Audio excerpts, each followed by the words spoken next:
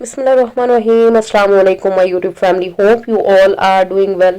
तो आज बिल्कुल एक नई वीडियो लेके आए हैं। आज कुछ टिप्स और ट्रिक्स हैं किचन की जो आपकी ज़िंदगी को बहुत आसान बना देंगी। तो जनाब ये कूचा है, इससे हम एक बिल्कुल नए तरीके से यूज़ करेंगे। इससे हाथ ख़राब हो जाते हैं, नाखून ख़राब हो जाते हैं। औरतों की यही शिकायत होती है कि कूचे से बर्तनों को घिसने से हमारे हाथ और नाखून ख़राब हो जाते हैं।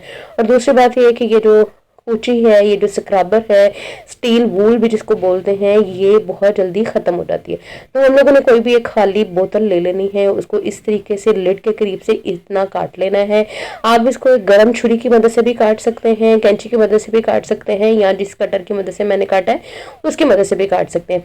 इस तरीके से आपने ढक्कन इसका अलग कर लेना है। अब वो जो स्टील वूल है जिसको कूची भी बोलते हैं, उसके बिल्कुल बीच में से आपने कोई भी इस तरीके से जो डोरी मिलती है घर में पड़ी हो, कोई धागा ले लें, कोई रस्सी ले लें, कोई भी चीज़ जो घर में पड़ी हो जो वेस्ट हो रही हो, आपने वो लेनी है और इस तरीके से बीच में से निकाल के इसकी एक गिरा बांध लेनी।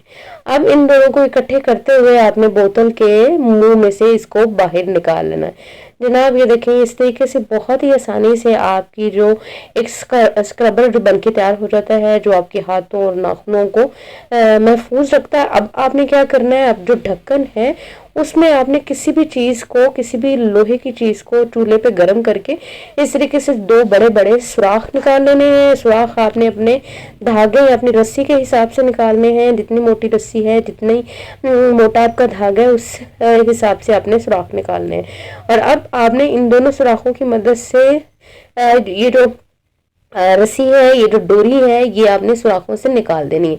किसी भी चीज़ की मदद से इसको पुल करते हुए आप इसको दूसरी तरफ निकाल के और इस तरह से दो गिरे लगा के इसको सिक्योर कर लें और ऊपर से गिरे लगा लें ताकि वो लटकाने के लिए आपके लिए बेस्ट स्क्रबर बन जाएगा। जी जनाब, दूसरी टिप की तरफ चलते हैं। हमारी सुबह के टाइम, स्कूल के टाइम, ऑफिस के टाइम यही शिकायत होती है मर्दों की, बच्चों की, कि जुराबें गुम हो गई, मिल नहीं रही। तो आपने क्या करना है, जुराबें इस तरह से नहीं रखनी।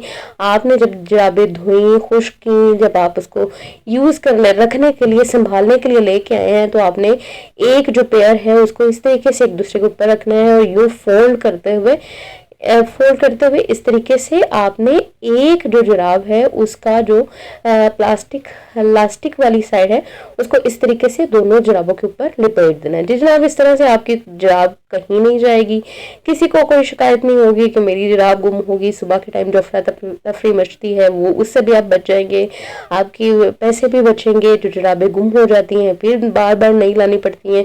और दूसरी बात ये कि बहुत तारीफें बटोरेंगे लोगों से, घर वालों से, कि भाई सुगड़ बंदी है जो इस तरीके से घर को मैनेज करके रखती है। तो जनाब, इस तरीके से बहुत छोटे छोटे हैक्स होते हैं जिनकी मदद से आप अपनी ज़िंदगी को आसान बना सकते हैं, अपने काम को कम कर सकते हैं। जी जनाब, ये दूसरी टिप है। अब सबसे जो अहम और बेस्ट टिप है, थर्ड टिप, उसकी तरफ चलते हैं। जनाब, प्याज में चाय की पत्ती डाल के आप सोच रहे होंगे क्या कर सकते हैं।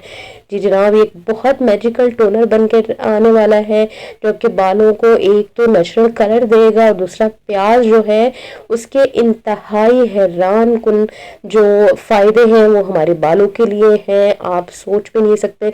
मैं बताना शुरू करूँ तो वीडियो ख़त्म हो जाएगी, घंटे की वीडियो जाएगी, बहुत लंबी हो जाएगी। जी जनाब, प्याज आपके बालों को लंबा, घना और मजबूत करता है। चाय की पत्ती आपके बालों को नेचुरल कलर करती है। आपने चाय की पत्ती प्याज में डाल के उसमें 1 कप पानी डालना है या 1 गिलास, और उसको आधा ग्लास होने तक पका लेना है जब तक चाय की पत्ती के सारे स्ट्रैक इसमें निकल जाए और जो प्याज है उसके सारे जूसेस, उसके सारे फायदे इस पानी में आ जाए। जी जनाब, इस तरीके से ये देखें जितने अच्छे तरीके से जोश आ गया है, पानी हमारा पक के आधा रह गया है।